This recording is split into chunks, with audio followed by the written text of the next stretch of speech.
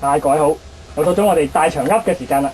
今次想同大家講下廢話嘅補完計劃。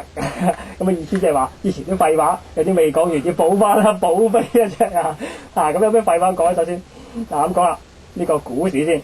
咁通常你買完跌到叭叭聲，成日有好多啲師奶啊、公阿婆啊、阿姐阿哥打上問啦。咁投資分析員不外乎幾句嘅啫。一係叫你溝貨啦嚇。通常都唔會第一時間唔會叫你溝貨嘅。叫你止蝕啦、斬纜啦、壯士斷臂啦，所謂。如果早嘅唔係斷臂啦，剪手指甲啦，唔啱啦，係嘛？咁所以跌咗三分一啦，一半就叫壯士斷臂啦。咁大佬，哇！大佬卜一聲斬到手內，忍痛，好痛苦嘅喎。咁有啲人話唔緊要，斬咪斬咯，卜一聲斬咗。我哋有楊過做，仲係大俠武林高手吳繇，咁咪斬啊，卜一聲斬。咁轉咗鑊啦，咁如是者可能揸住或者轉咗馬嚿錢買第二樣嘢咧，跟住第二隻買完就卜又跌啦。跟住又要壯士斷臂，又打上去。哇！咁大佬我已經冇隻手做楊過咯，仲短。咁好彩唔緊要，要多謝我哋馬榮成先生啦。唔緊要，再斬埋，我哋仲有大俠做鬼步，冇問題。我哋唔由啊，繼續買，繼續斬。咁如是者，剩翻嚿錢都所餘無幾啦，係嘛？斬完兩個咯，再繼續揸住，繼續買咗，再繼續跌，咁點啊？咁跟住第三次咧。仲有咩斬啊？即係話手都斬晒鬼仆咯，大佬斬埋對腳啊！咁今次我哋要多謝金庸先生啦。唔緊要啊，照斬，因為仲有高手做，仲有武林高手做。雖然唔係正派啫，我哋有求千尺，仲有留翻口都去核，仲係武林高手，你食把口都唔緊要，冇問題。咁如是者又繼續揸住，又真啲啦。咁今次斬咩啊，大佬？哇，仲斬埋個頭啊！冇晒手腳啦，仲冇埋個頭。咁佢啲潮州啲肉果咁，哇！大佬唔掂喎，咁可能人話唔怕關公，都冇咗個頭啦，俾人剁咗落啦，一樣係冇姓爺冇問題㗎。但係關公有手有腳咧，哥哥你斬晒咧之前，咁點掂啊？係嘛？唔好個個做肉果係嘛？咁所以唔好講廢話啦。哇！大佬嘢壯士斷臂，你斷得幾多嘢啊？係嘛？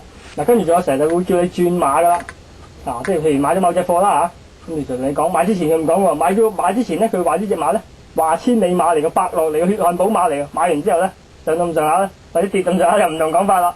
話呢隻馬唔掂啦，生枝啊！你仲坐上去化成條嘢到你都生枝啊，唔掂啦，要轉馬啦。咁要轉隻咩啊？轉隻跛腳咁嘅唔掂。有啲生枝要轉跛腳嘅，咁唔同佢話咁起碼隻跛腳嘅你坐上去先，跟住一路坐咧就一路醫隻腳。咁佢醫翻好啦，咁跑嘅咯，好快可能直情係跑贏大市啊，可能會係嘛？咁所以你而家以為隻生枝轉過隻跛腳啦，隻生枝唔同佢掛住周身勾啊，咁勾嚟勾去咁跑唔喐啊嘛，係嘛？仲可能惹埋你生枝咧，幾嚴重咧？咁我有人問啦，咁點解我唔等佢醫翻好先買咧？有冇投資分析員咪答你咧？咁醫翻好佢就唔係咁嘅價錢啦，邊有嘢講啫係嘛？即係你要買一隻跛腳馬，買咗先平少少。跟住等佢醫翻好隻腳去跑，咁萬一醫唔好咧，醫唔好咪斷臂啦，冇問題噶。楊過斷右手，騎隻馬跛嘅，斷跛就跛咗腳，咁咪得咯，襯晒冇問題啊，或者一樣斷。跟住就到我哋啲教育界有啲廢話啦即係成日有啲咩讀經班念經班、念書班嗰啲咧係嘛？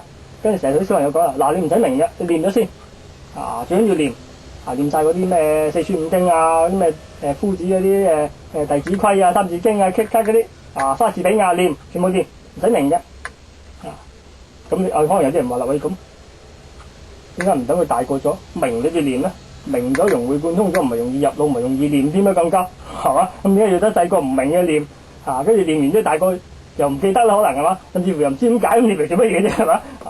咁你又唔明啦呢雖然係廢話，廢得有個哲理嘅。等你大個咗明白咗嘅時候，有分析能力嘅時候，你就自然唔會念啲廢話係嘛？咁仲邊有機會念啫？所以趁你細個小朋友唔明嗰時則你念啦係嘛？你大個明白事理啦，有得識得諗嘢你就唔會念啲廢話㗎啦嘛係嘛？咁簡單你都唔明嘅係嘛？咁所以就充斥咗啲廢話啦，補完計劃啦我哋多謝各位。